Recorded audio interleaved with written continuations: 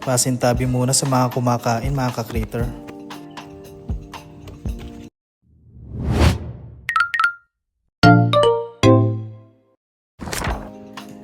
Yo, what's up mga ka-critter? For today's video, oras na para linisin natin ang isa sa pinakamahalagang bahagi ng ating koleksyon, ang ating feeders colony. So first step, ihiwalay natin ang roaches sa egg tray. Ito nga pala yung itsura ng egg ng dubia roaches. Dala-dala nila yan hanggang sa mag-hatch.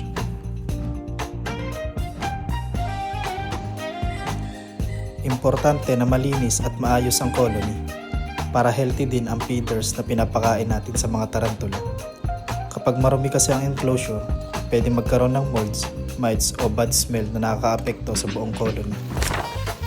Siyempre kung may mga tarantula tayong alaga, kailangan din nating alagaan ang kanilang pagkain, ang mga lats at dubia roaches. After natin ihiwalay ang egg tray sa mga roaches, sinunog ko yung mga lumang tray dahil may mga molds at sobrang dami na rin ng worm sa loob.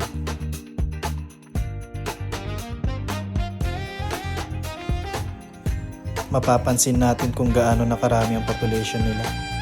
Ibig sabihin, successful ang breeding ng feeders natin. Good news yan para sa mga gutom nating tarantula.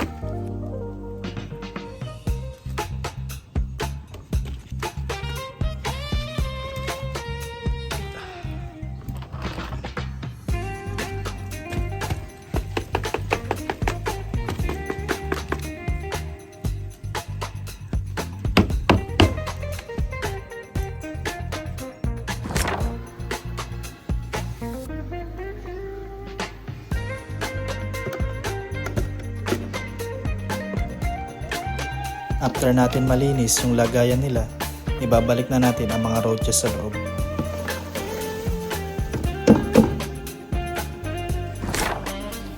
Tapos lagyan natin ng panibagong egg tray para may pagtataguan ulit sila dahil mas gusto ng mga roaches ang madilim at siksikan na lugar.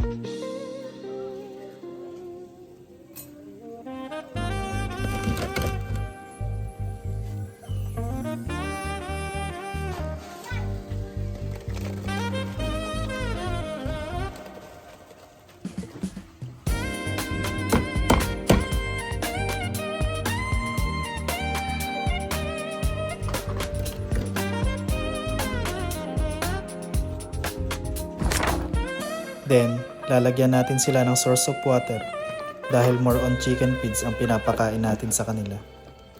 Mahalaga yan para tuloy-tuloy ang kanilang pagdami. Ganito lang kasimple ang maintenance ng feeders colony.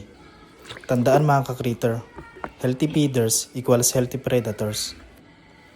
Kaya kung marami kayong tarantula o ibang insectivores, alagaan mabuti ang feeders colony niyo. And that's it for today mga ka-critter. Thank you for watching. Bye!